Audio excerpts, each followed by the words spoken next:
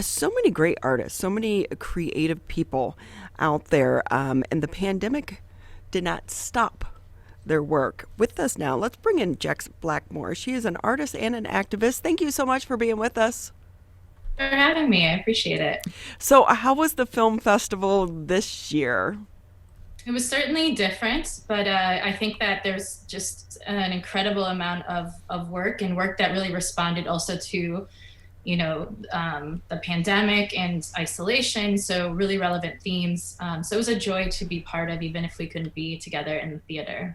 I know, and that is a part of the experience is getting that feedback from the crowd. So when you can't do that as an artist, as someone who is making a film that you hope to share a message with, how are you relating to the fans and the viewers without being able to be in a theater? Yeah, well, I mean, I think that we're very fortunate in that we have a very active presence in social media today. So, regardless of the in-person experience, there's still a lot of people who are responding online. And in the case of my film, it's actually an installation, so it's not meant to be viewed inside of a theater. It's meant to be viewed from the street. So I've received lots of messages from folks that have been able to kind of walk by or spend some time with it in that capacity. So I was fortunate to be one of the rare filmmakers who actually got a physical installation and showing of their film. Jex Blackmore with us here on the MegaCast. She's an artist and an activist. What's the past year been like for you? Well, I mean, I think like for most people, it's been challenging, and I've certainly had to adjust the way that I work and respond to the world. I am used to kind of doing performances in public spaces and responding to the political climate in creative ways, but certainly mostly in person. So finding ways to connect with people and organize, and also learning to rest and take care of oneself as kind of a revolutionary act, I think has been critical over the past year. So, with us, so many of us, we've been stuck at home a lot more this year than we have in previous years, but that's also kind of opened up our worlds because we are spending more time online or binge watching, documentaries or, shows on Netflix and this, that, and the other. So, has it been good for you to be able to reach more people because we are kind of stuck at home now? I mean, yes and no. I mean, it's a different kind of interaction. Typically my work revolves around designing kind of public experiences and kind of disrupting the normal day-to-day routine of that we experience in the public sphere. So it has been interesting to try to imagine the world online as a different type of public sphere, and how do we kind of get to meaningful interactions and have conversations of depth online. But I think that we actually are getting there, and I'm noticing that there's dance parties online, and there's reading clubs online, and there's viewing parties online. So all of that I think is starting to come around, despite the fact that we still do very much need that kind of personal interaction face to face. So, what's it been like for you to try to have to make a film during this time? Well, fortunately, my film, it's a 24-hour film in duration. So it was filmed several years ago, and we've been editing this whole time. So actually being forced to kind of stay indoors has been helpful to assist with the editing process. But, the idea that it's experienced with people outside walking around has certainly minimized most likely the interaction that was intended and built to receive. But that's not necessarily a bad thing. This is one of many showings, hopefully. So, you are very well known for your activism and getting involved and trying to just, like you said, disrupt the way we think about so many things in life. It's been a crazy year, not only with the pandemic, but with the election. And then we've seen a lot of protests and riots throughout the country over the past year. How has that played into any future work, that you want to do, or any future filmmaking and trying to document this time in which we're living right now? Yeah, I think that my work has been, rooted up until now in a sense of inequity and trying to expose where those weaknesses are, and have conversations about how to make that something that we can interact with.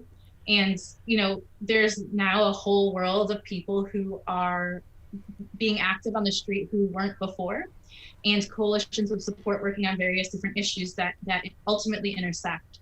So from that perspective, I think that there's a lot more people ready to kind of get their boots on the ground and work together. And I also think that there's been a lot more innovation as a result of the pandemic that we've seen in terms of the way people are organizing and gathering and staying safe. I know I attended several protests that were by car, kind of everybody's honking their horns outside of a city council member's office, asking them to take action on a particular issue. So I think that it's amazing because all forms of resistance are needed, and all forms of kind of communicating our needs is necessary, and we should be creative and inventive. So with that, tell us about this latest film. So the film is called An Undue Burden. It's like I said, a 24-hour film, and it's really an endurance piece. Essentially, it features a woman who's waiting in a hotel room for 24 hours. But the purpose of the film is really to ask us to reconsider the impact of anti-abortion laws, and especially waiting period laws. So in Michigan, we have a 24-hour waiting period that's mandated by the state if you want to receive an abortion.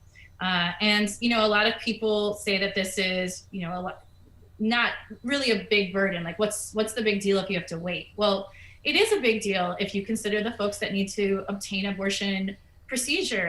It requires often that people travel, sometimes hundreds of miles one way. They have to get a hotel. 60% of people who obtain abortions are already mothers, so that means they also have to secure childcare. And on top of all of that, these laws, especially the waiting period laws, don't actually impact the rate of abortion. So they're ineffective. So I think that what I'm trying to communicate is that it causes a lot of harm without actually achieving the goals that it was set out to do. So how can we reduce the amount of harm and support women who are both pregnant or seeking to terminate their pregnancy, and do it in a way that is that doesn't involve shame and guilt and further pain and hardship. So throughout your filming of this film and the editing, what did you take away from learning about all these rules and regulations that have been put in place, not just here in the state of Michigan, but across the country as well? Yeah. I mean, it's, reproductive health access is subject to volatile partisan politics, influencing the availability and accessibility of services that we have a legal right to. And I think that, especially under Trump, who has had done the work of imposing, putting a lot of conservative justices in place in a legal system that's supposed to be nonpartisan, shows that there is a real attempt by people in power to manipulate and control our reproductive system, but also to do so in the endeavor of gaining votes. So, it's a lot less about we care about the sanctity of life, so-called, or we care that women receive good health care. It's actually about playing into partisan politics and attempting to do that to woo conservative voters. And that's something that I think, given the amount of harm that anti-abortion laws the amount of harm that they cause, the amount of distress, the financial burden, essentially forces many women to carry pregnancies to term that they don't actually want to carry to term, which disenfranchises them and their child. And it's not good for families. It's not good policy. We already know how to reduce the abortion rate through comprehensive sexual education, through access to birth control, ensuring that women have access to opportunities like education and a job. And so the fact that we don't invest in those policies, but specifically try to shortcut it by imposing all of these restrictions that only cause harm, I think my takeaway from all of the research is that we are not doing a good job of taking care of women and families.